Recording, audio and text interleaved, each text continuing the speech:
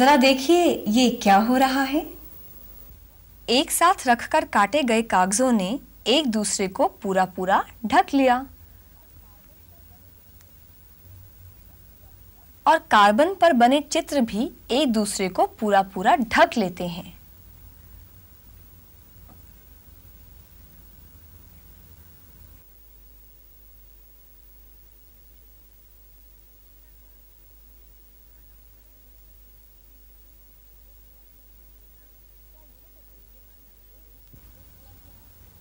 क्या यह चतुर्भुज एक दूसरे को पूरा पूरा ढक सकते हैं?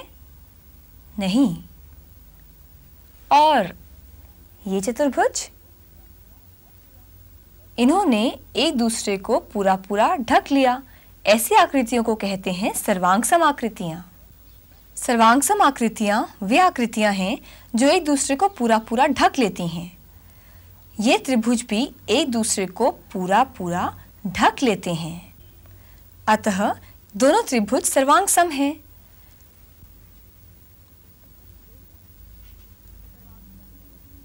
त्रिभुज ABC सर्वांगसम है त्रिभुज PQR का। और यह चिन्ह सर्वांग समता का चिन्ह है। दो आकृतियों के आपस में सर्वांगसम होने का अर्थ है संगत भुजाओं की समानता व संगत कोणों की समानता।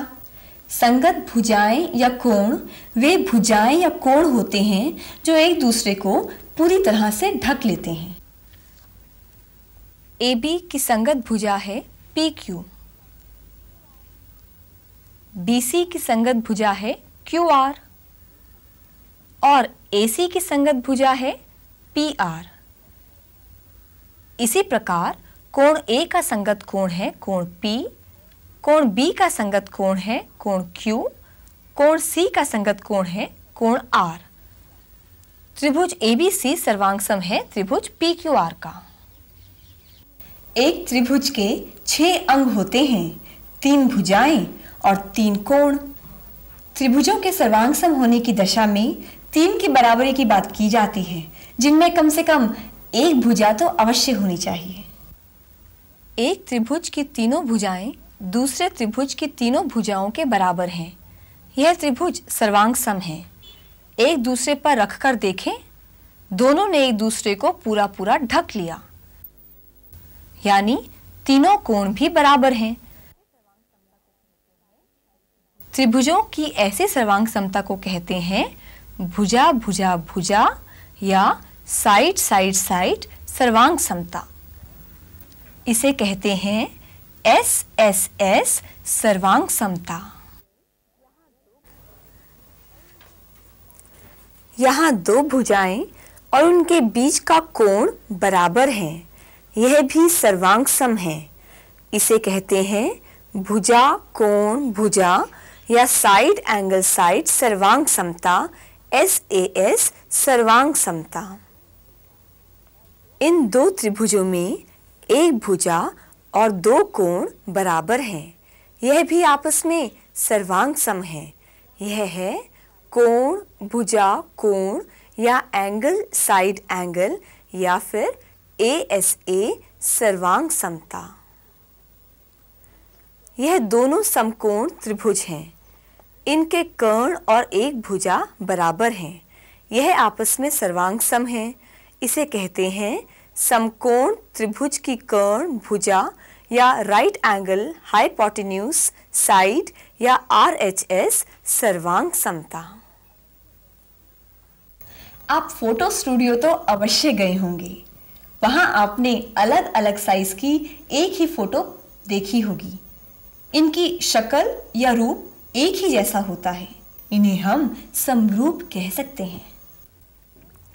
यह भी समरूप आकृतियां हैं। क्या ये सर्वांगसम है? नहीं, दोनों की भुजाओं की लंबाई में अंतर है। आइए कोणों की तुलना करें। ये कोण बराबर है, ये भी कोण बराबर है। इस प्रकार हम देखेंगे सभी कोण बराबर हैं।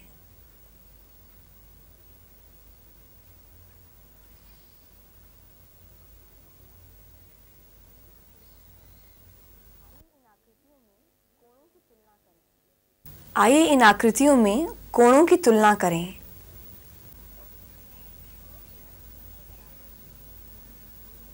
यह कोण उसके बराबर है, यह भी बराबर है, यानी एक के चारों कोण दूसरे के चारों कोणों के बराबर हैं। अब भुजाओं की तुलना करते हैं। पहली आकृति की भुजा दूसरी आकृति की इस भुजा से दुगुनी है। इस प्रकार हम देखेंगे कि दोनों आकृतियों में भुजाओं के सभी जोड़ों का वही अनुपात है। तो निष्कर्ष यह निकला कि दो आकृतियों के समरूप होने की दो शर्तें हैं। पहली यह कि संगत शीर्ष कोण समान हों। यहाँ कोण A बराबर कोण P, कोण B बराबर कोण Q, कोण C बराबर कोण R और कोण D बराबर कोण S। दूसरी शर्त है कि संगत भुजाओं में समानुपात हो।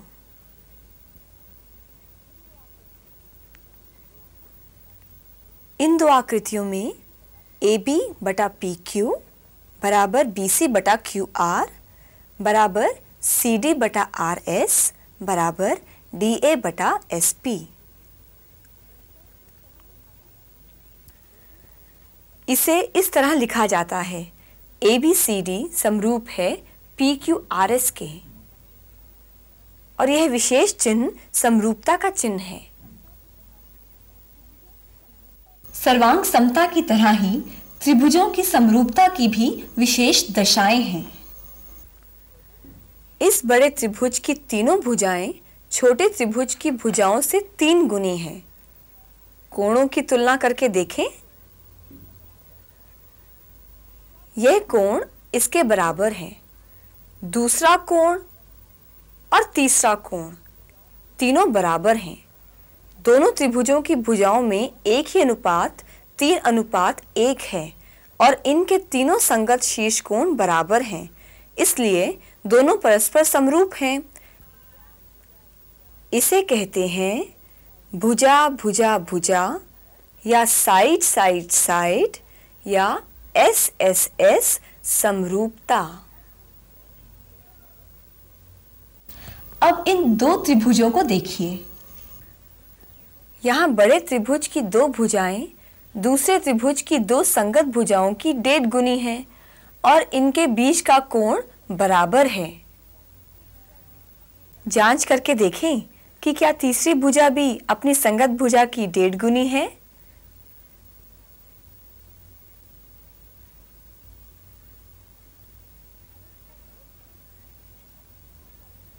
अब इसको मोड़कर इसके ऊपर रखते हैं।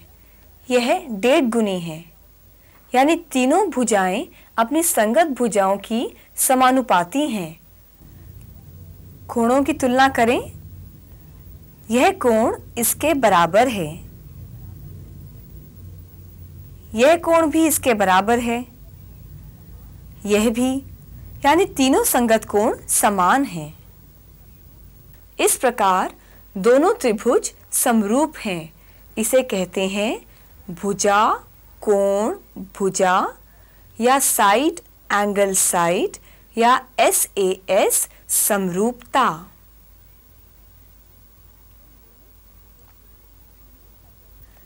इन दोनों त्रिभुजों के तीनों संगत शीर्ष कोण बराबर हैं। इनकी भुजाओं की तुलना करें।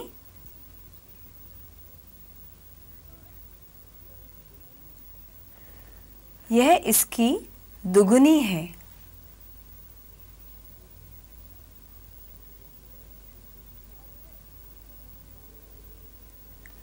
और यह इसकी दुगुनी है। तीसरी भुजा भी अपनी संगत भुजा की दुगुनी है। दोनों त्रिभुजों के तीनों संगत शीर्ष कोण समान थे। तीनों संगत भुजाओं में समानुपात है, अतः यह परस्पर समरूप हैं।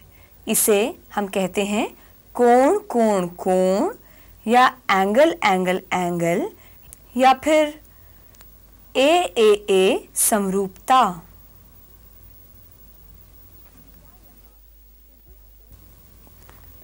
क्या यहाँ त्रिभुज ABC त्रिभुज XYZ के समरूप है?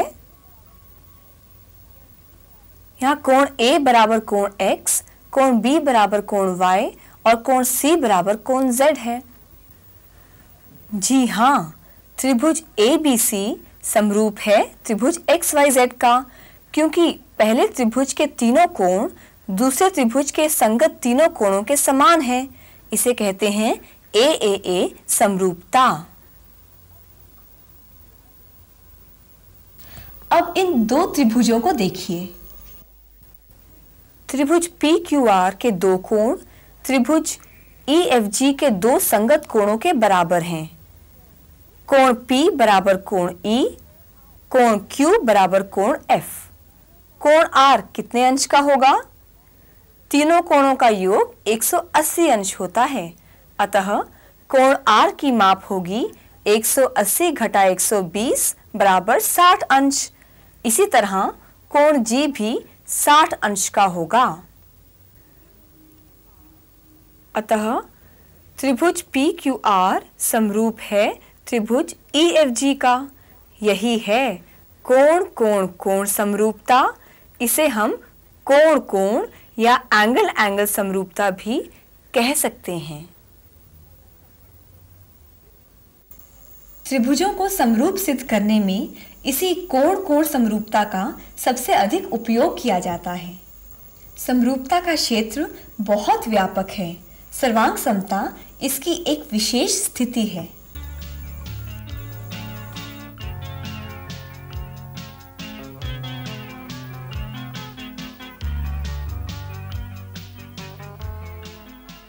समरूपता में संगत भुजाओं का अनुपात कुछ भी हो सकता है, लेकिन सर्वांग समता में संगत भुजाएं बराबर होती हैं। इसीलिए समरूपता के चिन्ह में बराबर का चिन्ह लगाकर सर्वांग समता का चिन्ह बनाया गया है। सभी सर्वांगसम आकृतियां समरूप होती हैं, लेकिन सभी समरूप आकृतियां सर्वांगसम नहीं होती।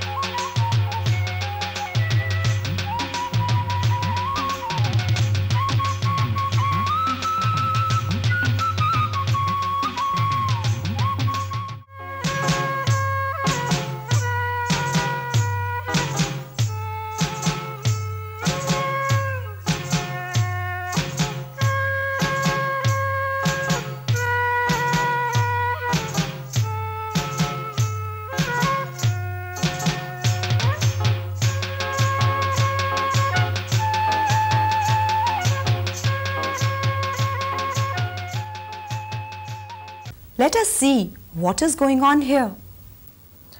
Papers are being cut and look, they cover each other completely. These carbon designs, they also cover each other completely.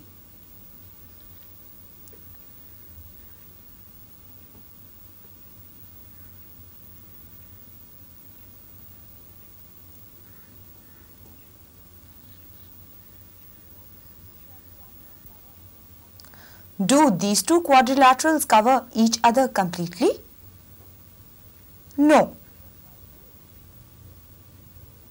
And what about these? Yes, they cover each other completely. Such figures are called congruent figures. Congruent figures are those figures which can cover each other completely.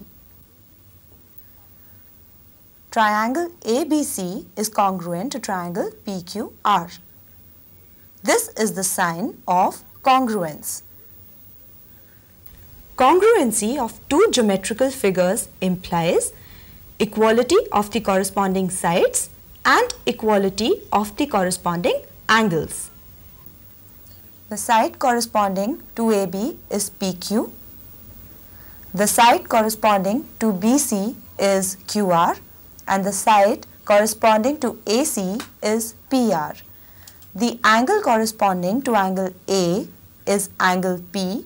The angle corresponding to angle B is angle Q and the angle corresponding to angle C is angle R. Thus, triangle ABC is congruent to triangle PQR. Although a triangle has 6 parts, 3 sides and 3 angles, only 3 of them are needed to determine congruence, but at least one of the 3 must be a side. Here, 3 sides of a triangle are equal to 3 sides of the other triangle. Therefore, these triangles are congruent. Now put one on the other. They cover each other completely. It means their corresponding angles are also equal to each other. This congruence of triangles is known as side-side-side congruence or SSS congruence.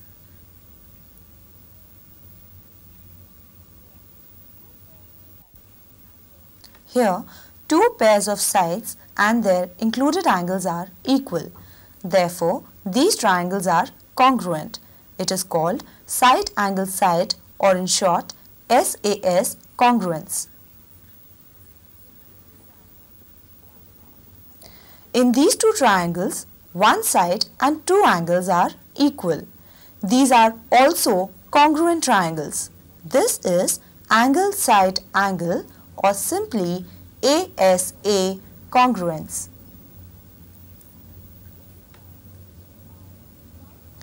These 2 triangles are right-angled triangles. Their hypotenuse and one of the 2 sides are equal. These triangles are also congruent triangles. This is called right angle hypotenuse side congruence or in short RHS congruence. You must have seen such photographs at a photographer's shop. They are of different size, but they all are alike. They are said to be similar. These 2 are similar, but are they congruent? No, because their sides are of different lengths. Now let us compare the angles of these figures one by one.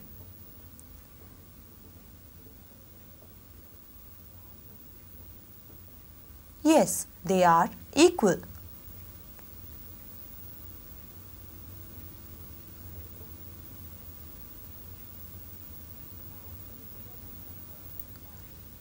Now, let us compare the angles of these figures one by one. Thus we see that all the 4 angles are equal to the 4 corresponding angles of the other. Now we'll compare the sides. This side is double the side of the first one. The second side is also double the second side of the other figure. Similarly, the third and the fourth sides are also double their corresponding sides. So the ratio of all the sides is the same. For two figures to be similar, the two necessary conditions are: their corresponding angles must be equal, that is, angle A is equal to angle P, angle B is equal to angle Q, angle C is equal to angle R, and angle D is equal to angle S. And the ratio of the corresponding sides should be the same, that is, AB upon PQ is equal to BC upon QR is equal to CD upon RS, which is equal to DA upon SP. This similarity can be written like this: ABCD is similar to PQRS. This special sign stands for similarity. Like congruency, there are special conditions for similarity of triangles too. The three sides of this larger triangle is 3 times the sides of the smaller triangle. Let us compare the angles. These are equal angles. Similarly, the second and the third pairs of angles are also equal. The ratio of the 3 pairs of sides is the same, and that is 3:1, and the corresponding 3 angles are also equal. Therefore, the two triangles are similar. This is called side-side-side or SSS similarity. Now, look at these two triangles. Here, two sides of the larger triangle are 1.5 times the two sides of the smaller triangle, and the angles contained by these two pairs of sides are also equal. Let us check whether the third side is also 1.5 times its corresponding side.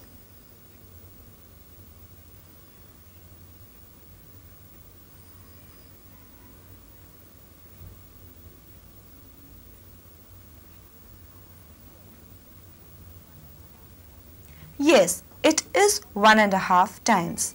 It means that all the 3 sides have the same ratio with their corresponding sides. Now, let us compare the remaining 2 angles. The angles are also equal to their corresponding angles. So, all the 3 angles are equal to their corresponding angles. Thus, the 2 triangles are similar.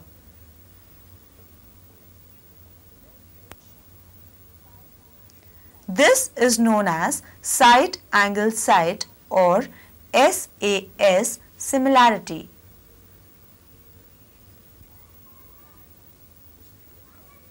In these triangles, the 3 pairs of corresponding angles are equal. Now let us compare their sides.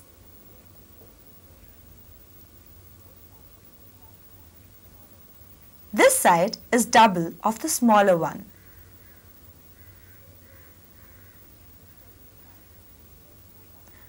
The second side is also double of the second side of the smaller triangle. And similarly, the third side. The 3 angles of the 2 triangles were given to be equal. We find that their corresponding sides have the same ratio, that is 2:1. So these triangles are similar. This condition of similarity of triangles is known as angle-angle-angle or AAA similarity. Is triangle ABC similar to triangle XYZ? Here, angle A is equal to angle X angle B is equal to angle Y and angle C is equal to angle Z. Yes, triangle ABC is similar to triangle XYZ because the three angles of the first triangle are equal to the corresponding angles of the second triangle. This is AAA similarity. Now, look at these two triangles. The two angles of one triangle PQR are equal to the corresponding angles of the other triangle EFG. That is, angle P is equal to angle E and angle Q is equal to angle F. What is the measure of angle R? The sum of the three angles of a triangle is 180 degrees. Therefore, angle R will be 180 degrees minus 120 degrees, which is equal to 60 degrees. Similarly, angle G is also 60 degrees. So, triangle PQR is similar to triangle EFG. This is angle-angle-angle similarity or angle-angle similarity or AA similarity. Angle-angle similarity is widely used in proving the triangles similar. Thus, we have seen that similarity is a much wider term. Congruency is just a special case of similarity.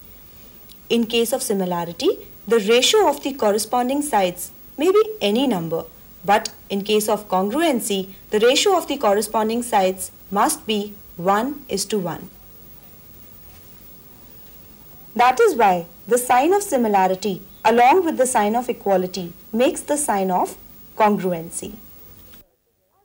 Thus, congruent figures are always similar, but similar figures are not necessarily congruent.